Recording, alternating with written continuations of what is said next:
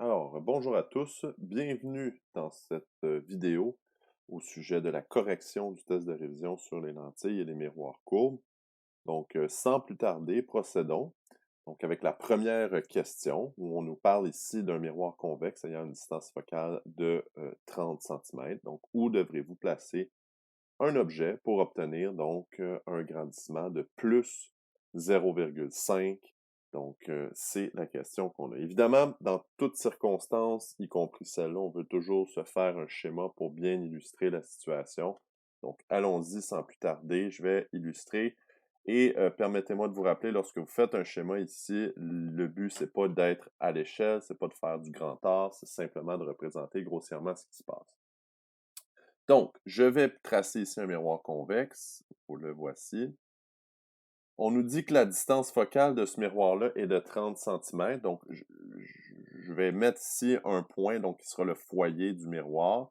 Et on va supposer que la distance qui est ici est de 30 cm, bien sûr. On pourrait ajouter à ça là, 2 fois plus loin que le centre, que le foyer, c'est-à-dire le centre de courbure ici.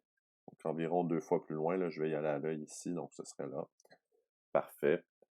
Et voilà. Évidemment, je ne veux pas laisser ça comme ça, je veux mettre un objet, je veux tracer l'image. Bon, évidemment, on nous demande ici la position de l'objet. C'est certain que ce que je peux faire ici, je ne sais pas exactement où doit être l'objet, mais ce que je peux faire, c'est un peu un principe d'essai-erreur, afin de voir, est-ce que je vais obtenir, donc, si je place mon objet plus proche, plus loin, un grandissement qui se rapproche de 0,5. Positif. Ce que ça veut dire, ça, deux choses. La première, c'est que 0,5, c'est la moitié, dans le fond, là, de l'objet. Donc, ça veut dire que l'image va être la moitié de l'objet, 2 fois plus petite que l'objet. Et le signe positif veut dire que l'image va être dans le même sens que l'objet. Donc, si on trace un objet qui est droit, l'image va être également droite. Donc, je vais ici tenter de placer mon objet droit à une certaine distance. Donc, traçons-le ici, cet objet-là, et voyons si l'image obtenue est une image qui a les caractéristiques que j'ai énumérées, c'est-à-dire qu'elle est droite comme l'objet, puisque le grandissement est positif, objet et image dans le même sens, et également qu'elle est à peu près la moitié de la grandeur de l'objet. Si jamais je n'obtiens pas les caractéristiques approximatives, à ce moment-là, je pourrais déplacer, faire un deuxième essai et déplacer substantiellement mon objet, soit en l'approchant, soit en le reculant pour avoir les caractéristiques requises. Donc ici, je vais tracer un rayon parallèle à l'axe principal. Ce rayon-là va réfléchir au foyer. Évidemment, puisque c'est un miroir ici, le rayon s'en va dans l'autre sens et ne se rendra jamais au foyer. Donc, je vais tracer le prolongement ici et le rayon qui va s'éloigner comme ça, donc du foyer. Je pourrais tracer aussi un rayon qui passe par le centre de courbure, peut-être. Donc, un rayon incident qui passe par le centre de courbure va réfléchir sur lui-même. Donc, le rayon s'en va au centre. Évidemment, son prolongement va toucher au centre ici, et le rayon revient sur sa trajectoire directement. Donc, rayon incident, rayon réfléchi. On voit très bien que mes deux rayons réfléchis s'éloignent les uns des autres, donc il faut les prolonger. C'est déjà fait, j'ai déjà prolongé mes rayons, et on voit que ceux-ci se croisent, et donc ils se croisent à peu près ici. Donc, c'est ici que j'obtiens l'image obtenue. Donc, ça, c'est l'image, et mon objet, lui, se trouve ici. Donc, est-ce que les caractéristiques approximatives de la situation sont remplies? On pourrait dire que oui. Bon, certains vont dire que on est chanceux ici de l'avoir eu du premier coup, mais je vous rappelle que l'objectif, c'est pas d'être précis, de pas être à l'échelle, c'est juste simplement de donner une approximation là, des caractéristiques à l'effet que, bon, l'objet, l'image par rapport à l'objet est à peu près deux fois plus petite, à peu près la moitié. Donc, si jamais ça a été un petit peu plus grand, un petit peu plus petit, on ne s'énerve pas avec ça, là. Donc, il n'y a pas de souci. Super. Donc, maintenant, écoutez, allons-y avec la dénomination là, des différentes quantités qu'on possède et aussi des signes associés à chacune de ces quantités-là. Donc, c'est parti. Permettez-moi ici là, de le faire pour l'ensemble des paramètres qu'on connaît. Donc, LF, HI, HO, donc P, Q, LO, LI et G. Donc, tous les paramètres que nous avons là en lien avec notre lentille, ben pas notre lentille, ici c'est un miroir. Donc, allons-y avec la convention des signes. Donc, c'est parti. Donc, avec la distance focale, c'est un miroir convexe. Donc, un miroir convexe, c'est un miroir divergent. C'est donc une distance focale négative. Hauteur de l'image, hauteur de l'objet, on le voit très bien. Image et objet sont droits, les deux seront positifs. L'objet est toujours réel, c'est positif. L'image, on voit bien que l'image est formée par les prolongements, donc elle est virtuelle, c'est négatif. L'objet, donc l'objet se situe avant donc le foyer objet. Je vous rappelle que dans le cas des miroirs, le foyer objet et le foyer image sont au même endroit. Donc l'objet se situe en avant selon le sens des rayons incidents. Et donc ce sera positif. On sait que LO et LI ont toujours le même signe, donc LI sera positif également. Et pour ceux qui veulent s'en convaincre, l'image se trouve après le foyer image, et ça, c'est dans le sens des rayons réfléchis. Le sens des rayons réfléchis est de droite vers la gauche. L'image se trouve après le foyer image dans ce sens-là. On sait déjà que G est positif ici. Donc, je vous rappelle, pratiquez la convention des signes de cette façon-là et vous allez arriver à l'examen sans aucune nécessité de l'apprendre par cœur. Vous le saurez déjà dès le départ. Donc, c'est parti pour la distance focale. On sait que c'est 30 cm. Maintenant aussi, on sait aussi que ce sera négatif, donc moins 30 cm. Le grandissement, c'est ce qu'on a, donc plus 0,5. Et là, on cherche la position de l'objet. On peut donner deux réponses ici. La première qu'on pourrait donner, c'est P, donc la distance de l'objet par rapport au miroir. Et l'autre qu'on pourrait donner également, c'est LO, la distance de l'objet par rapport au foyer objet. Donc, LO, ce serait ce que j'ai identifié ici, là, et P, ce serait cette distance-là, ici. Donc, je peux calculer un ou l'autre. Le plus facile, le plus rapide à calculer au départ, c'est LO. Parce que je sais que parmi les formules que je connais, j'ai G qui est égal à à moins LF sur LO. Et donc, G, c'est plus 0,5 est égal à moins LF, donc moins, et LF qui est moins 30 cm. Ici, divisé par LO. Donc, moins et moins font plus. 0,5, évidemment, dénominateur, c'est 1. Et donc, si on fait le produit croisé, donc on va faire 1 fois 30 divisé par 0,5. Et ce qu'on va obtenir ici, c'est que LO est égal à 60 cm. Notez bien ici que le signe que j'obtiens avec mon calcul, c'est un signe positif. J'avais anticipé le signe positif ici. Ça concorde, c'est cohérent. Et si on regarde notre schéma, donc ça fait bien du sens ici là, de considérer que dans ce cas-ci, donc LO, qui est, étant donné que l'objet est avant le foyer objet, que LO soit positif. Ensuite, je peux calculer P, puisqu'on sait que P est égal à LO plus LF. Donc, LO, c'est 60 cm, plus LF, attention encore au signe, donc plus moins 30 cm. Et donc ici, 60 plus moins 30, donc 60 moins 30, ça nous fait 30 cm ici. Encore une fois, j'obtiens un signe positif. Évidemment, c'est un objet réel, donc nécessairement, je m'y attendais. Et également, si on regarde notre schéma ici, j'obtiens que P, c'est 30 cm ici. Donc, ce qui semble tout à fait cohérent là, avec le schéma que j'ai fait. Donc, évidemment, là, c'est approximatif. Mon schéma n'est pas à l'échelle, mais ça nous donne quand même un bon aperçu là, que les distances semblent approximativement là, correctes là, dans ce qu'on a fait ici. Donc, voilà pour ce premier numéro. Donc, les deux réponses ici, en passant, auraient été bonnes, que vous donniez LO ou que vous donniez P, étant donné que ce n'était pas précisé par rapport à quel endroit on cherchait la position de l'objet. Donc, soit par rapport au foyer, LO, ou encore soit par rapport donc au miroir lui-même. Donc, généralement, là, dans les questions, ça va être davantage là, par rapport au miroir ou à la lentille. Donc, on va préférer P mais c'est pas impossible qu'on vous demande la position par rapport au foyer, dans ce cas-là, LO. Donc, voilà pour le premier numéro. Passons au suivant, donc avec la lentille convergente de verre. Donc ici, on nous décrit une lentille convergente de verre avec un indice de réfraction de 1,52. Donc, il y a une distance focale de 12 cm dans l'eau, donc avec un indice de réfraction de 1,33. Sachant que l'un des rayons de courbure de la lentille est 11 cm, quelle est la valeur de l'autre rayon de courbure? Donc, ici, ce que je vais faire, évidemment, c'est je vais devoir utiliser l'équation du lunetier. Je vais la réécrire ici afin de savoir quels sont les différents paramètres.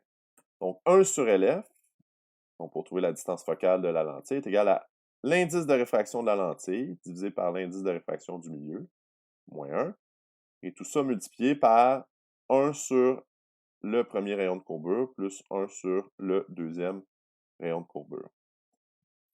Donc, si on fait le topo de ce qu'on connaît et ce qu'on cherche, on connaît LF, donc on sait que c'est plus 12 cm, donc on sait qu'on a affaire ici à une lentille convergente. On connaît NL, donc l'indice de réfraction de la lentille, 1,52. On connaît l'indice de réfraction du milieu, c'est-à-dire l'eau, 1,33, pardon. On connaît également le premier des deux rayons de courbure. Et là, peut-être que certains diront, ouais, mais est-ce que c'est R1 ou R2? Ça n'a aucune importance. Parce qu'on comprenne le premier ou le deuxième, ça ne change rien, là. La lentille, elle va fonctionner de la même façon, peu importe lequel on cherche ou lequel on a. Donc, je vais associer 11 cm ici à R1. On a une valeur positive qui nous indique que ça, ce serait un rayon de courbure convexe. Donc, ce serait un rayon de courbure là d'une surface convexe. Et évidemment, ici, on cherche le deuxième rayon de courbure. Là, c'est ce qu'on recherche ici. Donc, écoutez, sans plus tarder, on va remplacer ça ici, donc, dans notre formule. Donc, c'est parti. Donc, 1 sur 12 cm est égal à 1,52 divisé par 1,33 moins 1 fois donc 1 sur 11 cm plus R1 sur R2 que je cherche ici. Et là, dans cette situation-là, ben, c'est de l'algèbre essentiellement le rendu ici. Donc, ça devient un problème d'algèbre tout simplement. Donc, c'est la principale difficulté qu'on pourrait obtenir dans ce problème-là. Peut-être qu'on pourrait commencer ici par calculer le résultat de la première parenthèse, si vous le voulez bien. Donc, si on fait ici 1,52 divisé par 1,33 moins 1, donc ça nous donne très exactement, voilà, je le calcule ici. Et là, je vais arrondir, mais évidemment, je vais garder dans ma calculatrice toute la précision. Donc, 0,1428, et là, tout le tralala, là, 5, 7. Et s'il y en a certains parmi vous qui préférez travailler en fractions, sachez que le nombre ici là, que je viens d'écrire avec quelques décimales, c'est l'équivalent, et je vais l'écrire ici en haut, là, donc de 1/7. Donc ce nombre-là, -là, c'est l'équivalent de 1/7. Voilà. Évidemment, ce nombre-là multiplie la deuxième parenthèse, ça ne change pas. Donc, ce que je peux faire ici par la suite, donc c'est diviser chaque côté par le nombre obtenu, donc diviser par 0,142857 de chaque côté. Donc, je peux faire 1/12. Je peux d'abord calculer 1/12 sur ma calculatrice si je veux travailler en décimale. Donc, 1/12, là, voici ce que ça donne. Ça donne 0,083 périodiques. Et donc, je vais diviser ça par 0,142857. Donc, oui, ça fait des nombres un peu bizarres à travailler, là, mais bon, il faut s'y faire. Il ne faut pas avoir peur de travailler avec certains nombres décimaux parfois. Donc, c'est parti. 1/12 divisé par 1/7. Donc, ça nous fait là, ici 0,583 périodiques. Et ceux qui sont forts en fraction, vous aurez compris que ce résultat-là est égal à 7/12. Ce n'est pas nécessaire ici là, de faire le suivi en termes de fraction. Si vous préférez garder tout ça en nombre à virgule, c'est tout à fait correct et normal. Voilà. Donc, avant-dernière étape ici qui va nous rester. Donc, on va faire moins 1/11e de chaque côté, moins 1/11e. Donc, on garde notre résultat, évidemment, sans l'arrondir dans la calculatrice. On arrondit seulement le résultat final, donc pas le résultat intermédiaire. Donc, si je soustrais à ça 1/11e, donc j'obtiens ici le 0,4924 et 2,4 est périodique ici, 1 sur R2. Et donc, si je veux trouver la valeur de R2, je dois faire un produit croisé, donc 1 fois 1 divisé par 0,49, et j'obtiens donc R2 qui est égal environ, là je peux arrondir la réponse finale à plus, donc 2,03 cm. Pardonnez-moi, 2,03 cm. Voilà. Donc, ici, permettez-moi de mettre l'emphase sur le signe positif que j'ai obtenu, puisque c'est important afin de savoir c'est quel type de lentille qu'on a et quelle surface. Donc, c'est une surface convexe également. Donc, les deux surfaces de notre lentille sont c'est une lentille biconvexe, les deux surfaces sont convexes. Et si je voulais représenter cette lentille-là, je sais que c'est pas la question ici, mais c'est bien d'être capable de le faire. Bien, il faut comprendre que mon premier rayon de courbure, il est à 11 cm, le deuxième à 2 cm. Les deux sont positifs, donc ce sont deux rayons de courbure qui représentent des surfaces convexes. Puisque le premier rayon de courbure est plus grand, ça veut dire que ma première surface est moins courbée. Deuxième rayon de courbure plus petit, ça veut dire que ma surface est plus courbée. Donc, si j'avais à dessiner une telle lentille, ce serait une lentille qui ressemblerait à peu près à quelque chose comme ça. Première surface, pardonnez-moi, je recommence ma tentative ici. Donc, attendez, voilà. Première surface moins courbée. Deuxième surface plus courbée. Ça, c'est mon centre de lentille ici environ, là. Donc ça représenterait environ le R1, le premier rayon là, de 11 cm. Et ensuite, le deuxième rayon. Évidemment, ce n'est pas du tout à l'échelle, mais c'est juste pour représenter le fait que ce serait deux surfaces convexes, pardon. Première moins courbée, deuxième davantage courbée, puisque le rayon de courbure de la première est plus grand que la deuxième. Voilà. Super! Donc, voilà pour la deuxième question. Procédons maintenant à la troisième. On dit ici qu'on possède une lentille convergente ayant une distance focale de 35 cm. À quelle distance du foyer devrez-vous placer un objet pour obtenir une image réelle 3 fois plus grande que l'objet? Donc, c'est parti. Faisons le schéma de la situation, évidemment. Et donc, je vais tracer d'abord l'axe principal ici de ma lentille. Voilà. Je vais tracer la lentille elle-même. La voici. Si je peux mettre mon angle parfaitement à 90, le voilà.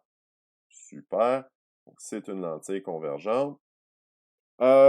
Donc, plaçons les foyers, donc à peu près ici. Je connais la distance focale, mais bon, je ne sais pas qu'est-ce que ça représente exactement.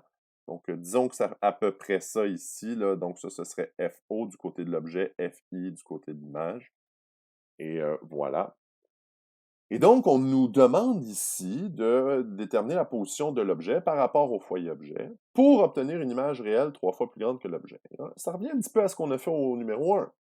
Donc, au numéro 1, on ne savait pas où placer l'objet initialement par rapport au miroir. C'est un peu la même histoire ici. On ne sait pas où placer notre objet par rapport à la lentille. Donc, il faut faire des tests. Et pour vous prouver, dans le fond, que les tests peuvent fonctionner, les tests, des fois, ne fonctionnent pas, ben, je vais placer volontairement mon objet à un endroit qui est pas le bon. Et vous allez voir ce que ça donne. Et vous allez voir aussi le temps que ça prend pour faire mon schéma. Et si jamais à l'examen, donc j'arrive devant une situation où mon schéma ne fonctionne pas avec la situation, ben, écoutez, je peux simplement l'effacer, en faire un autre, et vous allez voir que ça prend très peu de temps. Donc, je vais tracer ici mon objet à une distance quelconque. Je ne sais pas où je le place, mon objet. Je ne sais pas du tout. Je vais tracer des rayons, voir ce que ça donne. Et donc, je vais tracer ici un rayon parallèle à l'axe principal. Ce rayon s'en va au foyer image qui est ici. Voilà. Et je vais tracer également un rayon qui passe par le centre optique de la lentille. Ce rayon-là n'est pas dévié. Et ce qu'on voit ici, dans cette situation-là, ce sont mes deux rayons réfléchis. Les rayons divergent, ils ne se croisent pas.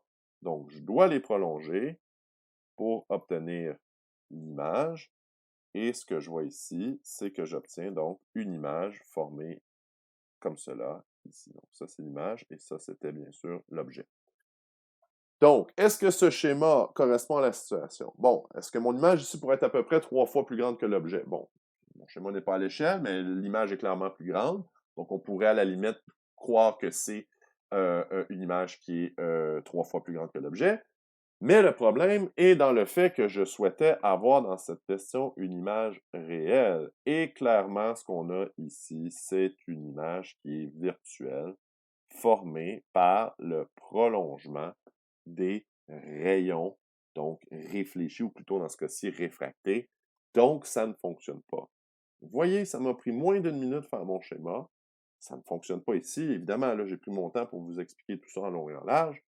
Mais à l'examen, ça peut être très, très rapide de faire le schéma ici et simplement dire « Ah, ben non, ça ne marche pas, donc je vais effacer, je recommence, j'essaie une nouvelle tentative. » Et donc, c'est ce que je vais faire ici à l'instant. Je vais refaire une nouvelle tentative pour tenter d'obtenir une image réelle et non pas virtuelle.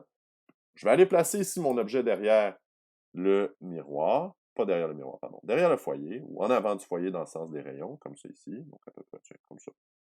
Voilà. Ici. Tiens, voilà. J'ai placé mon objet ici. Je vais tracer des rayons qui représentent donc la position de l'image. Donc, rayon parallèle à l'axe principal va toujours être réfléchi au foyer image. Et rayon donc qui passe par le centre qui ne sera pas dévié. Voilà, quelque chose comme ça ici. Voilà. Et ce que ça nous donne une image ici, très très loin. Donc voilà. Et certainement, c'est une image qui est beaucoup plus grande. Donc, on le voit ici, j'ai peut-être mon axe ici qui n'était pas tout à fait assez long. Je vais juste le compléter ici pour que ça soit bien clair pour tous. Voilà.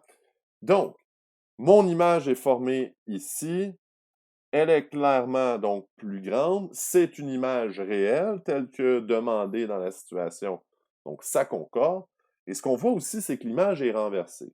Et ça, ce qu'on va voir dans quelques instants en termes de convention des signes, c'est que c'est une information qui nous était impossible de voir si on ne faisait pas le schéma. Ce n'est pas mentionné dans le problème que l'image est renversée.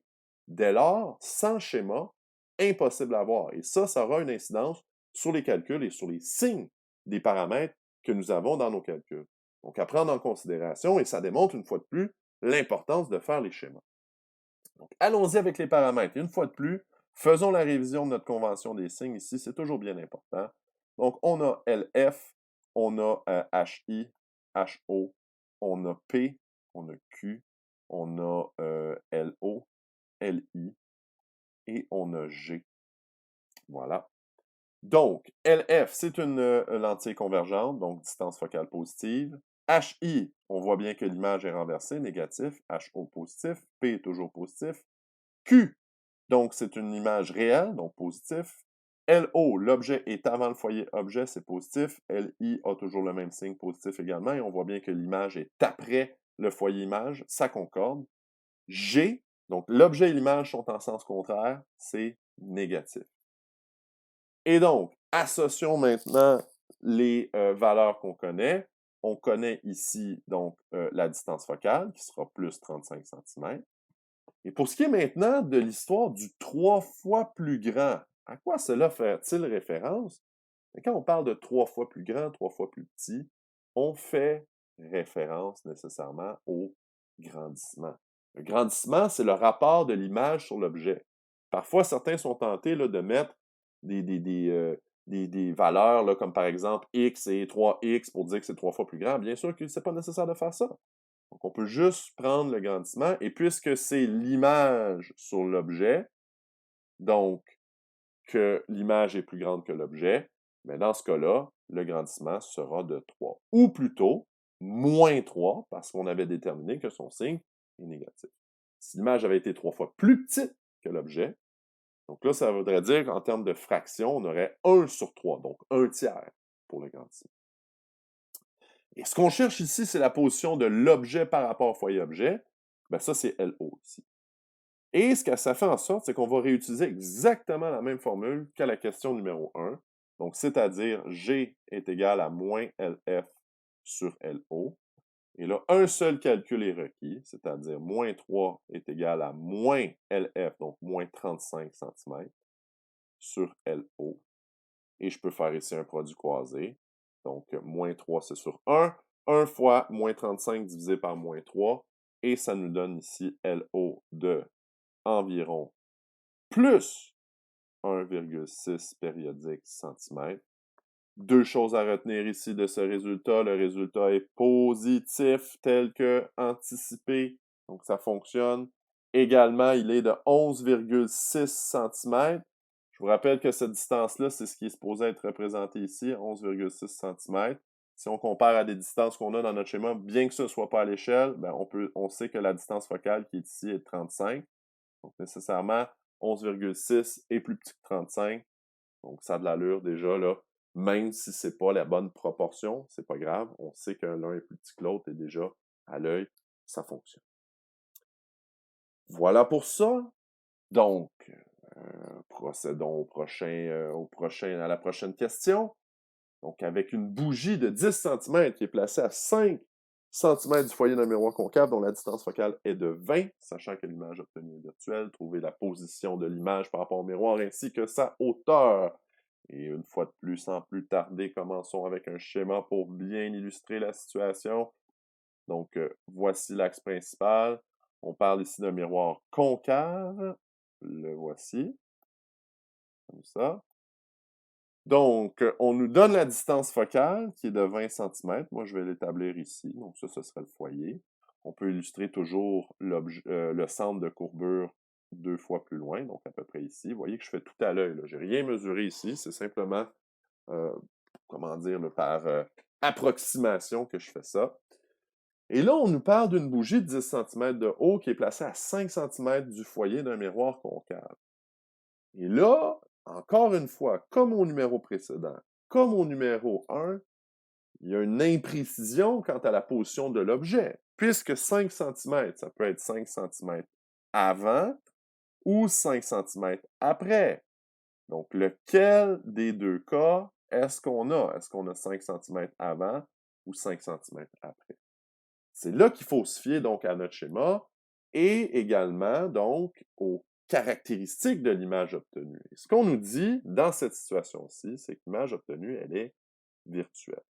Bon, une fois de plus, on pourrait procéder ici par essai-erreur, donc faire notre premier schéma, voir lequel fonctionne, lequel ne fonctionne pas. Dès qu'on obtient une image virtuelle, ben, on sait que c'est le bon schéma. Il y en a un qui va donner une image réelle, l'autre virtuelle. Et là, ici, bon, par souci d'économie de temps, je vais tout de suite vous donner là, la bonne solution. Donc, si vous faites le premier ou le deuxième schéma, ben, c'est lorsque l'objet sera entre le foyer et le miroir que ça vous donnera bel et bien une image virtuelle. Et pour le faire, là, je vais vous prouver ça avec les rayons. Donc, un rayon incident parallèle à l'axe principal sera réfléchi au foyer. Donc, voici, comme ça, le foyer, comme ça. Je pourrais également utiliser un rayon qui passe par le centre de courbure, qui sera réfléchi sur lui-même, comme ceci. Et donc, bon, vous voyez que là, j'y vais un peu rapidement, là. Donc, rayon qui va vers le centre, réfléchi sur lui-même. On voit que les deux rayons réfléchis ne se croisent pas. Je peux les prolonger ici de l'autre côté. Donc, c'est parti. Voilà, en pointillé, comme ça. Et même chose ici. Voilà. Attendez un instant, je vais essayer de faire ça comme il faut. Voilà ici. Et donc, là, j'obtiens mon image qui est bel et bien virtuelle de l'autre côté du miroir, comme ça. Voilà. C'est une image virtuelle, on le voit très bien. Et donc, on cherche la position de l'image par rapport au miroir. Donc, on cherche Q. On cherche cette distance ici. Donc, ça, c'est Q. Et on cherche la hauteur également de l'image ici, HI. Donc, ce sont deux informations qu'on cherche. Évidemment, avant de se commettre dans les calculs, ben, on n'y échappe pas. Travaillons avec la convention des signes. Donc, je répète les différentes quantités. LF, HI, HO, P, Q, LO, LI et G. Donc, c'est parti. Miroir concave implique donc un miroir convergent. Là, le LF sera positif. HI, on voit très bien que l'image est droite, c'est positif. HO également positif. L'objet est toujours positif. L'objet est toujours réel, donc P positif. Image ici obtenue virtuelle, donc Q négatif. LO. Donc, LO, est-ce que l'objet se situe avant ou après le foyer objet dans le sens des rayons? Donc, le sens des rayons incident, c'est dans ce sens-là. Je vais mettre ici INC. Donc, l'objet se situe après le foyer, donc, objet. Donc, LO serait négatif ici. Et les rayons réfléchis, eux, s'en vont de droite vers la gauche. Donc, réfléchis, ref, comme ça ici. Et ce qu'on voit, c'est que l'image est avant. Donc, de la droite vers la gauche, l'image est avant le foyer image. Et donc, ce qui veut dire que LI est également négatif. Mais je vous rappelle que LO et LI ont toujours le même signe. G maintenant, objet et image sont tous les deux droits, sont dans le même sens. Donc, G sera positif. Voilà.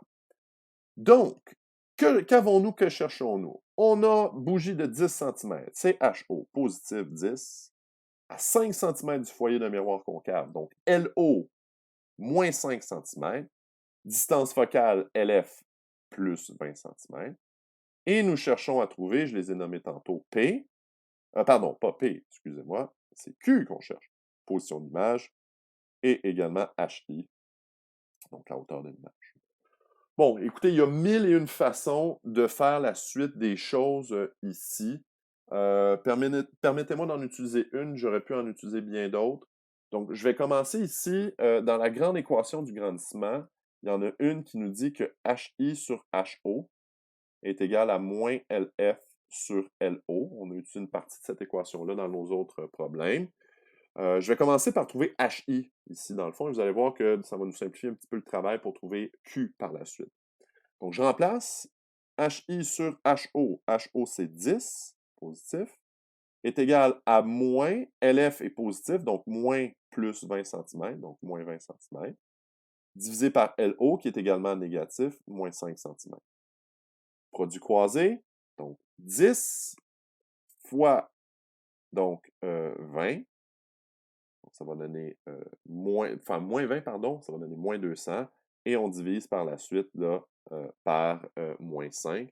Et si vous faites le calcul ici, vous obtiendrez que HI, pardonnez-moi, je vais pas prendre mon surligneur ici pour faire ça, donc HI est d'une valeur positive de 40 cm. Sommes-nous satisfaits de cette réponse? Doublement oui, pour deux raisons. La première, on avait anticipé que l'image était bel et bien droite, ce qu'on obtient ici avec le signe positif. Donc, ça fonctionne. Deuxième des choses, on voit que l'image est clairement plus grande que l'objet. Bon, évidemment, ici, est-ce que, sachant que notre bougie initiale, c'est 10, là, on voit que l'image, c'est comme 40, 4 fois plus grand. Bon, mon dessin n'est pas à l'échelle, ne reflète pas les bonnes proportions, mais on voit que l'image est plus grande que l'objet. Mais ça, on peut s'y fier. Donc, ça fonctionne. Donc, ici, plus 40 cm. Il nous reste une chose à trouver par ailleurs, c'est la position de l'image par rapport au miroir. Donc, ça, c'est Q. Donc, ce que je vais faire ici, c'est que je vais utiliser l'équation suivante. Je vais faire HI sur HO est égal à moins Q sur P. J'aurais pu aussi réutiliser moins LF sur LO est égal à Q sur P. Là, ça ne change pas grand-chose, honnêtement. Ça revient tout au même. Donc, HI, on vient tout juste de le calculer, c'est 40 cm sur HO qui est de 10. C'est égal à moins Q, ce que je cherche, sur P. Donc, P ici a une valeur là, que je ne connais pas, excusez-moi, c'est vrai, j'ai pas calculé P, mais je peux le faire très facilement ici. Permettez-moi de le faire. Donc, P est égal à LO plus LF. J'avais omis cette étape-là, très importante, bien sûr. Et donc, ce qu'on sait, c'est que donc, LO, c'est moins 5 cm. LF, c'est plus 20 cm. Donc, moins 5 plus 20, ça fait 15 cm. Et donc, deux raisons d'être satisfait de cette réponse. On sait que P, c'est positif. Donc, l'objet est réel, ça va. 15 cm, on voit que 15 cm, c'est la distance ici entre l'objet et le miroir. Donc, c'est plus petit que la distance focale qui est de 20. Donc, tout à fait là, correct là, avec notre schéma, même si ce n'est pas les bonnes proportions. On sait au moins que 15, c'est plus petit que 20. Donc, ça, c'est cohérent. Donc, je reviens à mon calcul. Maintenant, on sait que P, c'est 15 cm. Voilà. Et là, je peux compléter mon calcul. Bon, je vous fais grâce ici du produit croisé, là, on commence à être habitué. 40 fois 15 divisé par 10. Et si vous faites le calcul correctement, donc 40 fois 15 va vous donner 600. 600 divisé par 10, 60. Et ça, ce qu'il faut bien comprendre, c'est que 60 cm, c'est moins Q que je viens de trouver ici. Et donc, si je veux Q, évidemment, il faut que je divise par moins 1 ou multiplie par moins 1 pour avoir le bon signe. Donc, moins 60 cm est égal à Q. Et ce que je vois ici, donc, c'est que le moins 60, c'est négatif. J'avais prédit une image virtuelle, donc un signe négatif. Ça fonctionne. Bon, certains pourront dire que, oh, en termes d'échelle, ici, là, ça ne fonctionne pas trop. Ça, c'est supposé être 60 cm ici. Là, je vous concéderai que là-dessus, mon schéma est vraiment pas à l'échelle ici. Mais néanmoins, l'important, c'est vraiment que le signe fonctionne, là, qu'on obtienne bel et bien un signe négatif. Et j'insiste là-dessus, très important lorsque vous faites un calcul, si votre réponse à la fin ne fonctionne pas, jamais vous ne devriez changer le signe de votre réponse, sachant que vous anticipiez un signe différent. Donc, si j'anticipe un signe négatif dans ma réponse et que j'obtiens un plus, ben, je ne change pas le plus pour un moins à la fin. Il faut que j'aille revoir mon dessin, il faudra que j'aille revoir mes chiffres, mes calculs. J'ai fait peut-être une erreur de signe ailleurs. Donc, faites attention à ça. Si vous anticipez un signe différent, posez-vous des questions, non pas simplement en changeant le signe de votre réponse, mais posez-vous des questions sur toute votre démarche. Allons-y maintenant avec la question 5. On nous parle ici de l'image d'un objet très éloigné qui apparaît à 10 cm d'un miroir concave. Pour rapprocher cet objet et le placer à 7 cm du miroir, si l'objet mesure 10 cm de hauteur, quelle sera la hauteur de l'image? OK, donc on a dans ce problème-là deux situations. Commençons par la première, et je vais la surligner, c'est la première phrase ici. Donc, l'image d'un objet très éloigné apparaît à 10 cm d'un miroir concave. Permettez-moi d'illustrer cette situation rapidement. Donc, je vais illustrer ici l'axe principal d'un miroir concave. Le voici. Oh, certainement pas comme ça va aller mieux avec un crayon. Voilà. Donc, mon axe principal, comme ceci, c'est un miroir concave, très, très approximatif. Et donc, ce qu'on a, c'est un objet très éloigné. C'est le mot-clé ici. Ce qui veut dire que toute la lumière qui provient de l'objet arrive parallèle à l'axe principal. Donc, tous les rayons arrivent à l'horizontale ici, par rapport à l'axe principal. Je retrace mon rayon ici, voilà, comme ça, comme ça. Ce qui veut dire également que tous les rayons, lorsqu'ils vont frapper le miroir, donc vont tous réfléchir à un seul et même point, c'est-à-dire au foyer. Je vais l'illustrer ici très rapidement, là, même pas avec la règle comme ça, simplement pour montrer que les rayons convergent tous au foyer, un à la suite de l'autre. Et donc, quand on nous dit que l'image apparaît à 10 cm, mais l'image apparaît où les rayons convergent, c'est-à-dire ici, ça c'est 10 cm. Et donc, le 10 cm ici, c'est le foyer, c'est la distance focale. Et c'est donc ça que nous révèle cette première phrase. Je ne peux insister assez sur ce détail important. Quand on parle d'un objet éloigné, la lumière arrive de façon parallèle, elle se dirige au foyer, que ce soit pour un miroir concave, convergent ou une lentille convergente, c'est la même histoire. Et donc, ça nous donne la distance focale. Vous voyez qu'après, on a une autre situation. On rapproche l'objet à 7 cm du miroir, et donc on nous donne la hauteur de l'objet, on nous demande la hauteur de l'image. Et là, je vais illustrer cette deuxième situation-là ici, donc à partir là, de l'information que j'ai. Donc, j'ai mon miroir concave toujours. Je vais tracer ici mon miroir, voilà. C'est ici. Donc, je sais que maintenant que le foyer est à 10, et je pourrais tracer le centre de courbure qui est 2 fois plus loin, donc à 20. Évidemment, là, vous voyez que mes proportions ne sont pas parfaites. C'est pas du tout grave, c'est approximatif. Et à l'examen, là, ce sera la même chose. Vous n'avez pas besoin d'être parfait. Un schéma qui représente grosso modo la situation. Donc, la distance focale, c'est 10, n'est-ce pas? Et la position de l'objet par rapport au miroir est de 7. Donc, l'objet est plus près du miroir que le foyer. Donc, je vais le placer à peu près ici, là. Encore une fois, mes proportions ne sont peut-être pas exactes. Ça, c'est l'objet qui est ici. Et à partir de ça, je vais tracer les rayons. Donc, par exemple, un rayon incident parallèle à l'axe principal. sera réfléchi au foyer. Le voici, comme ça. Et ensuite, donc, je vais tracer un rayon qui passe. Je ne vais pas utiliser le rayon par le centre, je l'ai utilisé beaucoup aujourd'hui. Je vais utiliser un rayon qui passe par le foyer et qui sera réfléchi parallèlement. Donc, comme ça ici, prolongement jusqu'au foyer, rayon qui s'en va jusqu'au miroir. Et ce rayon-là va être parallèle à l'axe principal ici, comme ça. Voilà. Donc, ça, c'est mon deuxième rayon, réfléchi. Excellent. On voit très bien que les rayons réfléchis ne se croisent pas. Donc, si je veux obtenir une image, je dois les prolonger de l'autre côté ici. Je vais obtenir une image virtuelle. Voilà. Et nous, ce qu'on cherche, c'est la hauteur de cette image-là. Voilà. Donc, super, mon image formée ici. La voici comme ça. C'est parti. Voilà. Merveilleux. Et donc, ça, c'est l'image ici formée par donc, mon miroir courbe, mon miroir concave. Donc, même principe que d'habitude, je n'en démarre pas. On va continuer avec notre travail au niveau des pas des incertitudes, pardonnez-moi, mais plutôt des signes de la convention des signes. Évidemment, je me fie au deuxième schéma. Donc, c'est ce schéma-là qui m'intéresse, pas le premier. Le premier révélait seulement la distance focale, rien d'autre. Donc, je vais me fier seulement au deuxième schéma. Donc, on a LF, on a HI, HO, P, Q, on a LO, LI et G. C'est parti. LF, c'est un miroir concave, c'est un miroir convergent positif. HI, HO, les deux sont droits positif, positif. P, un objet toujours réel positif. Image virtuelle négative. Pour Q, LO, LI.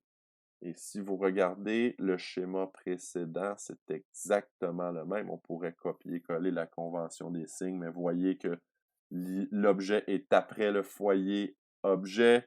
Donc, ça va être négatif. L'image avant le foyer image. J'avais déjà fait cette explication-là au numéro précédent.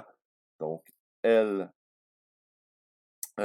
O et LI, voilà, seraient négatif et négatif. Les deux ont toujours le même signe. G est positif puisque l'objet et l'image sont tous les deux droits dans le même sens. Super. Ajoutons maintenant nos données. L'image, donc, qui apparaissait à 10 cm du miroir, ça nous donnait la distance focale de 10 cm positif, puisque c'est un miroir concave, miroir convergent. On rapproche l'objet à 7 cm du miroir, donc c'est cette distance ici, 7 cm, ça représente P plus 7 cm. On nous donne aussi la hauteur de l'objet, HO, donc 10 cm ici.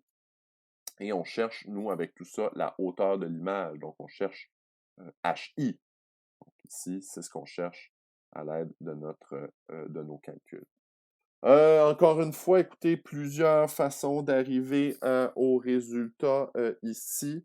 Permettez-moi d'utiliser une nouvelle formule pour faire ce calcul. Je vais utiliser ici la formule donc de 1 sur LF est égal à 1 sur P plus 1 sur Q. Il y aura certainement un moyen plus rapide de faire ça. Là. Écoutez, j'utilise cette formule-là pour trouver Q et ensuite je vais pouvoir faire un calcul pour trouver HI. Ça revient exactement au même, c'est plus ou moins long. Là. Ça nous permet d'utiliser la formule 1 sur LF est égal à 1 sur P plus 1 sur Q. Donc, c'est parti. 1 sur LF, c'est 1 sur 10. Est égal à 1 sur P, 1 sur 7, plus 1 sur Q. Donc, c'est ce que je cherche ici. Donc, je peux mettre les unités de mesure, centimètres, centimètres ici. Donc, si je veux trouver 1 sur Q, il faut que je fasse 1 sur 10 moins 1 sur 7. Ça me donne 1 sur Q. Et donc, cela nous donne 1 sur 10 moins 1 sur 7. Donc, ça nous donne un nombre négatif ici. Donc, je vais copier là, approximativement parce qu'il y a plusieurs décimales. 0,042857, 3 petits points. Évidemment, ça, c'est le résultat de 1 sur Q. Et si j'inverse ce résultat-là, je fais 1 fois 1 divisé par le résultat. Donc, on obtient ici Q, donc négatif de moins 23,3 périodiques centimètres. On s'attendait à une image virtuelle, donc avec un Q négatif. C'est ce qu'on obtient. Nous sommes satisfaits. Ensuite, pour trouver HI, je peux faire HI sur HO. est égal à moins Q sur P. Donc, HI sur HO qui est de 10 cm est égal à moins Q, attention, moins 23,3 cm sur P. P, c'est 7 cm. Donc, moins, évidemment, ça va donner un plus ici. Donc, 10 fois plus 23,3 périodiques. Voilà. Et on divise ensuite par 7 pour trouver la réponse. Et HI nous donne un résultat positif de 33,3 périodiques centimètres. Deux raisons d'être satisfait de cette réponse. D'abord, la réponse est positive. HI, on l'avait anticipé comme étant une image droite. C'est plus, c'est positif. Et quand on regarde notre schéma, on voit très clairement que l'image est beaucoup plus grande que l'objet. Donc, 33,3 par rapport à 10, c'est plus gros. Et on le voit clairement, bien que notre schéma ne soit pas à l'échelle. Donc, bravo, nous avons bien réussi ici un calcul qui était très cohérent. Super! Il n'en reste plus que deux. La sixième question, on nous parle ici d'un système de lentilles qui est formé de deux lentilles convergentes, dont les vergences sont respectivement de 5,4 et 2 dioptries. Déterminer la position de l'image de ce système si un objet est placé à 18 cm du centre optique de ce système. OK.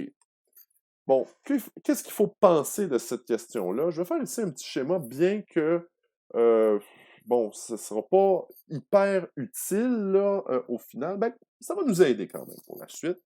Ce qu'il faut comprendre, dans le fond, c'est qu'on a ici un système avec deux lentilles. Je vais passer ici un axe principal, là, et vous allez voir, là, par la suite, on va en ajouter un autre ensuite.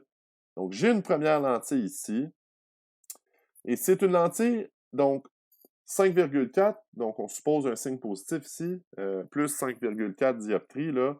Donc, ça veut dire que c'est une lentille convergente. Et j'ai une deuxième lentille convergente ici qui est combinée avec celle-là. Donc, de 2 dioptries, encore une fois, on suppose le signe positif. Donc, je vais l'écrire ici, 5,4 pour la première et 2 dioptries pour la deuxième. Ce que je veux faire, c'est que je ne veux pas avoir à travailler avec chaque lentille individuellement. Moi, je veux faire en sorte que ça soit un tout. Et qu'ensuite, considérant que ça, c'est une et une seule lentille, non pas un système, mais que je puisse faire donc un nouveau schéma dans lequel je vais prendre le total de ces deux lentilles-là et je vais faire comme si c'était une seule grosse lentille. Elle sera convergente, on va le valider ça dans quelques instants. Et que je place donc par rapport à cette lentille-là un objet à une certaine distance, donc du centre optique du système, autrement dit, donc à une certaine distance du système. Donc, je veux combiner les deux lentilles pour en faire une grosse et ensuite placer, donc, à 18 cm de ce système-là, évidemment, notre objet et voir qu'est-ce qu'on va avoir comme image, le cas échéant. Donc, commençons d'abord par combiner ces deux lentilles-là. Et on sait que, dans ce cas-ci, on doit utiliser donc le fait que les lentilles, la puissance des lentilles s'additionne, c'est-à-dire que la vergence totale d'une lentille est égale à la vergence des différentes lentilles. La vergence totale d'un système de lentilles est égale à la vergence de toutes les lentilles, la somme de la vergence de toutes les lentilles. Donc, dans ce cas-ci, on a deux lentilles, donc C1 et C2, et on va les additionner. Donc, C1, c'est 5,4 dioptries, plus 2 dioptries pour C2, et ça nous donne un grand total de 7,4 dioptries. Donc, ça, c'est la vergence totale. Nous, ce qui nous intéresse peut-être davantage, c'est de trouver avec ça le foyer. Parce que si on veut faire un schéma pour considérer le système comme une seule grosse lentille, je vais vouloir identifier la position du foyer de cette lentille-là. Donc, c'est parti. Donc, pour trouver le foyer, je vous rappelle que C est égal à 1 sur LF. Donc, C, c'est 7,4 dioptries, est égal à 1 sur LF. Et donc, ici, je dois inverser la réponse. Là, je dois faire 1 fois 1 divisé par 7,4 pour trouver le LF. Et donc, si vous inversez 7,4, vous obtiendrez ici un résultat de 0,135 périodique. Et c'est tout le 135 ici qui est périodique. Et, roulement de tambour, l'unité de mesure, ce sont des mètres. On se rappelle, hein, dioptrie, mètre, l'un est l'inverse de l'autre. quand on travaille avec les vergences, on travaille avec des distances focales qui sont en mètres. Maintenant, moi, pour le problème qui va suivre, où je devrais calculer la position de l'objet, qui est en centimètres, ça, là, je peux convertir. Maintenant que j'ai obtenu la distance focale en mètres, je peux la convertir en centimètres. Ce qui nous donne, là, une distance focale, donc en centimètres, là, de environ 13,513 périodiques, là. Tout ça serait périodique ici, et ça serait en centimètres. Voilà. Et donc là, ça m'indique la position des foyers dans notre lentille. Je vais l'indiquer ici. Foyer objet, vu que c'est une lentille convergente du côté de l'objet. Foyer image de l'autre côté. Et je sais que 18, c'est la position de l'objet.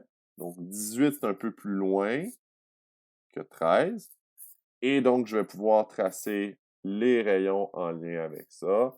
Donc, c'est parti. Rayon parallèle à l'axe principal sera réfléchi au foyer image. Donc, je le trace ici, voilà. Je vais tracer, tiens, rayon qui passe par le foyer objet. On ne l'a pas tracé souvent, celui-là. Rayon qui passe par le foyer objet sera réfléchi parallèlement à l'axe principal. Comme ça. On obtient donc une image ici formée au croisement des deux rayons réfléchis. C'est une image réelle, on le voit bien. Voilà. Ici. Super.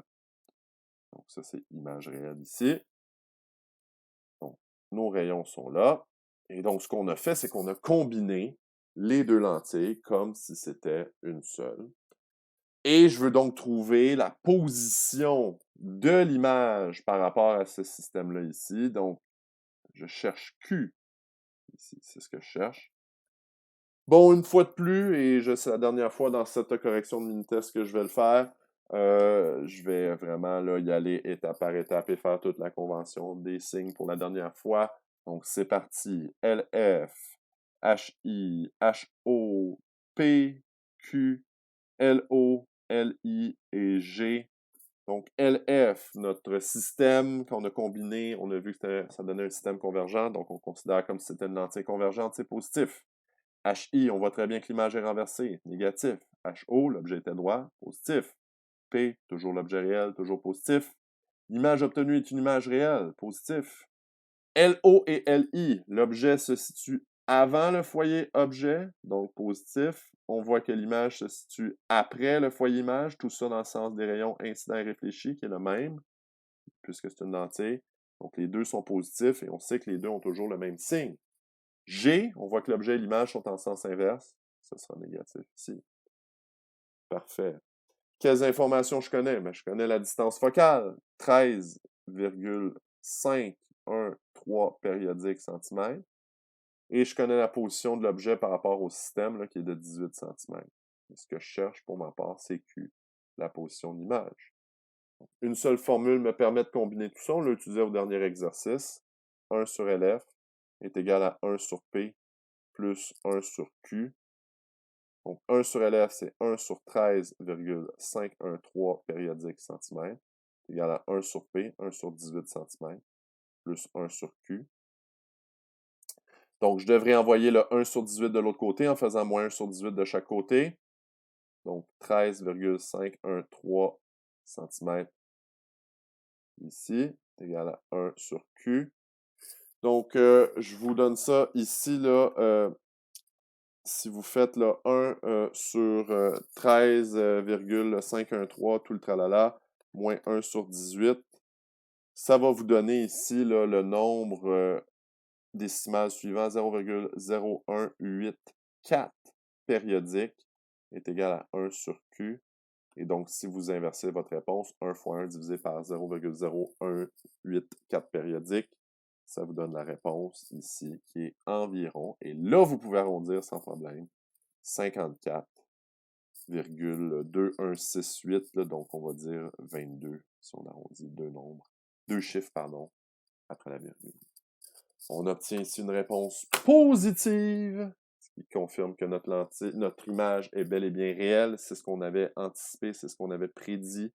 54,22, bien que mon schéma ne soit pas à l'échelle, on voit que notre image est située un petit peu plus loin de la lentille que l'objet, qui lui était à 18. Évidemment, les proportions ne sont pas bonnes, mais quand même, ça nous donne un aperçu ici de la situation, comme quoi cela fonctionne. Donc, nous avons réussi ce problème. Allons-y pour le dernier problème ici, où il faut compléter le schéma de la situation suivante en traçant deux rayons qui permettent de situer l'objet qui a produit l'image suivante. Donc, ce qui est bien important de comprendre ici, c'est que dans cette situation, j'ai une image qui est formée ici. Très important de comprendre que c'est l'image. Ce symbole-là ici, c'est I pour image. Donc ça ne fait pas partie de la flèche là, qui désigne l'image. La flèche étant en pointillé, si on pourrait la mettre en trait plein rouge, là, juste pour pas qu'il y ait de confusion. Donc ce qui va en dessous de l'axe, c'est I pour image. Donc je vais effacer là, ici pour que ça rentre en collision avec des rayons qu'on aurait à tracer. Ce qui est intéressant dans ce problème-là ici également, c'est qu'on a un foyer à gauche qui nous est donné. On ne nous dit pas lequel. Hein? C'est une lentille, il y a deux foyers. Mais ce qu'on vient de remarquer peut-être en remarquant là, la forme des points de notre lentille, c'est qu'elles sont inversées. Donc on parle ici d'une lentille divergente. C'est une lentille qui fait diverger les rayons de la lumière.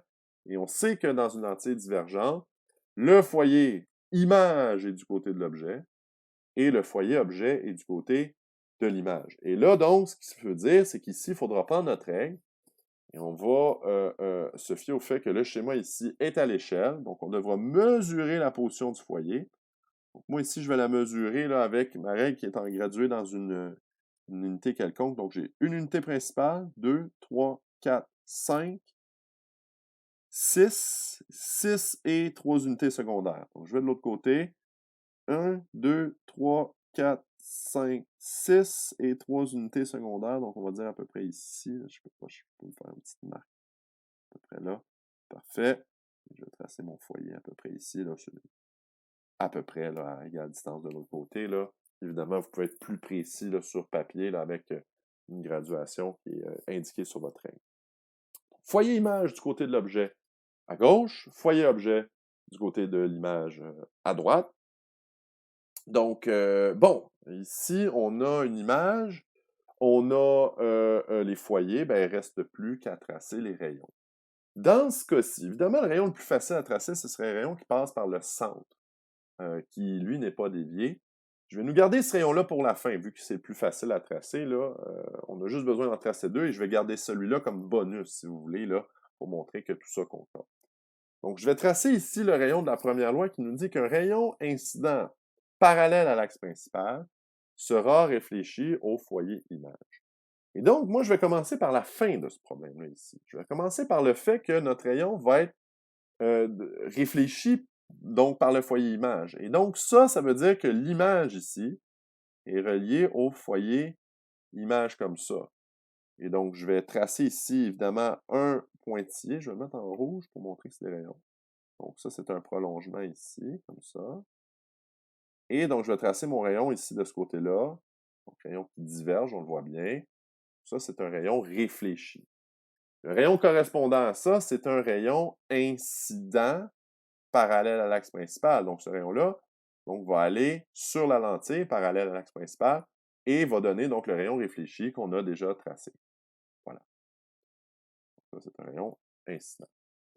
Deuxième loi, elle nous dit un rayon incident passant par le foyer objet sera réfléchi parallèlement à l'axe principal. Donc, je vais commencer par la deuxième partie.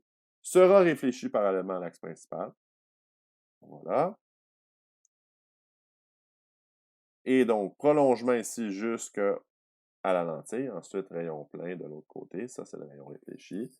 Et ce rayon-là correspond à un rayon incident qui passera par le foyer objet. Évidemment, le rayon incident est à gauche ici, ne se rendra jamais au foyer objet, mais je peux le prolonger pour obtenir un rayon qui, donc, arriverait ici au foyer objet. Et voilà. Je vois que ces deux rayons se croisent ici. Et j'ai donc mon objet exactement à l'endroit prévu au croisement des deux rayons. Ici même, ce serait l'objet. Et pour prouver que ça fonctionne également avec le rayon qui passe par le centre de courbure, ben, je peux le tracer ici maintenant. Vous voyez, si je trace un rayon qui passe par le centre de courbure qui n'est pas dévié, on voit que ce rayon-là va venir concorder exactement avec la position de l'image produite par la lentille. Voilà. Donc, ceci conclut la correction de notre petit test de révision sur les miroirs courbes et les lentilles. Retenez les pièges et les problèmes là, et les choses caractéristiques les indices caractéristiques que je vous ai donnés là, tout au cours de notre petite vidéo. Et sur ce, je vous souhaite une excellente étude et la meilleure des chances à l'examen.